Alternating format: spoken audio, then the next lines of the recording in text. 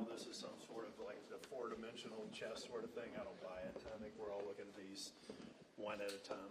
So, I mean, I don't know if I misunderstood your question, but there are some people, I think they even reported on CNN that this is some sort of a feint so that it better positions other people. It makes no sense to me.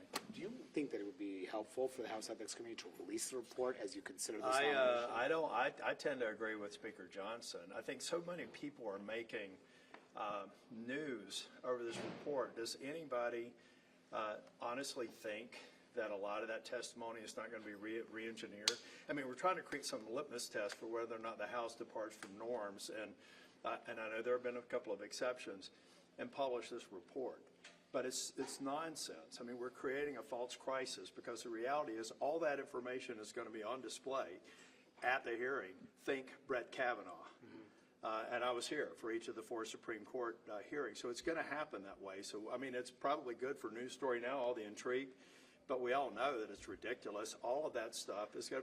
We've had on your outlet, Manu, we've had the attorney for one of the people who testified, presumably before the Ethics Committee. Do you honestly think the Democrats are not going to go and have that information available? I mean, it's just common sense. Given what you're hearing, though, especially these allegations of sexual misconduct and sex with a minor, are you concerned about him as Attorney General? Well, I'll be honest with you. One of the things that I'm trying to determine, because there was an ethics investigation which started after, I believe, someone in Justice decided not to pursue a criminal investigation. So one of the things I want to get at is why did that occur? I mean, if all of this rose to a prosecutable criminal case, why did a prosecutor choose not to pursue it? That's how we got, I mean, that's a part of how we got to I mean, that's the process I'm going through. I'm not influenced by pressure. You probably figure that out by me right now. I'm going through a method. Has Trump or Gaetz talked to you?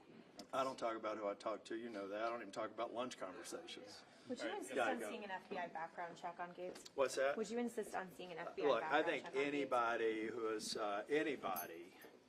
I'm gonna hold my folks to the same standard I would hold Democrat nominees. Let me tell you how tumultuous a Judiciary Hearing Committee would be if we didn't have adequate background information on people in cabinet level positions. That's a no-brainer. If Trump were to recess appoint him after the Senate rejects him, is that That's not even in the cards. I mean, again, I know it makes for great fodder, maybe a couple of more clicks or whatever, but I don't even believe Mr. Gaetz would want to come in under those circumstances.